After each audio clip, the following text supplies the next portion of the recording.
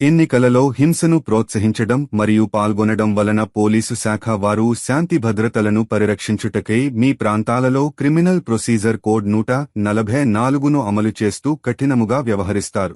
ఈ చర్యల వలన ప్రజల యొక్క దైనందిక జీవనానికి, నిత్యవసరములు సమకూర్చుకునుటకు, అత్యవసరమైన ప్రయాణములకు, అనారోగ్య సమస్యలు బారిన పడినప్పుడు హాస్పిటల్ వెళ్ళుటకు, విద్యార్థుల యొక్క చదువులకు మరియు వారి పరీక్షలకు, రోజువారీ వ్యాపారం చేసుకునే వారికి ఆటంకములు కలుగును.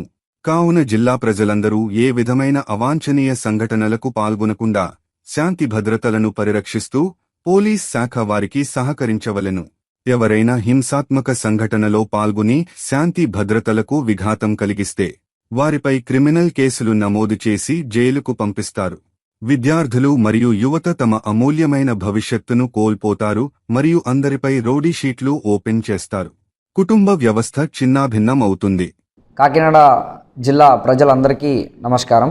మే 13, 2024 జరిగిన సాధారణ ఎన్నికల్లో ప్రజలందరూ సహకారంతో పాటు మన collector, revenue department, collector sir and police సిబ్బందులు అందరూ కష్టపడి ఎన్నికల్ని ప్రశాంతంగా జరిపించారు. అదేవిధంగా ఆ ఎలక్షన్ కంప్లీట్ అయిన తర్వాత దాని కౌంటింగ్ కూడా మనకి జూన్ 4th జరిగిపోతుంది. ఈ సమయంలో ప్రజలు అందరూ కూడా ఈ ముందు చూపించిన వీడియోలో మీకు అందరికీ అర్థమైపోయి ఉండేది, మనం ప్రజలు ఎవరు కూడా ఎలాంటి అవనీయ సంఘటనలు పాల్గొనకుండా పోలీస్కి పూర్తి మద్దతు ఇచ్చేసి వాళ్ళందరూ కూడా 144 సెక్షన్ అమల్లో ఉన్నాయి కాబట్టి ఎటువంటి ర్యాలీలు కానీ లేకపోతే 4-5 ఎక్కువ గుమిగూడడం కానీ చేయకుండా వీళ్ళు ఏదైనా కావాలంటే ముందే మనము ఎలక్షన్ అఫీషియల్స్తో పాటు పర్మిషన్ తీసుకున్న తర్వాతనే ఏదైనా చేయడానికి ఆస్కారం ఉందనేది చెప్తున్నాము. అదేవిధంగా ఆ రోజు కూడా పోలీస్ అందరూ కూడా ఈ జిల్లా పూర్తిగా మనము సెక్యూరిటీ మెషర్స్ తీసుకుంటున్నాము.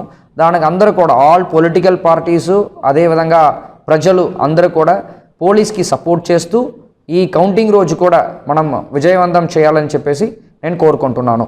అదేవిధంగా మనము 13వ తారీఖు జరిగిన సాధారణ ఎన్నికల్లో ఎవరెవరు క్రిమినల్ యాక్టివిటీస్లో ఇన్వాల్వ్ అయ్యారో వాళ్ళపైన ఎఫ్ఐఆర్కే నమోదు చేయడం జరిగింది.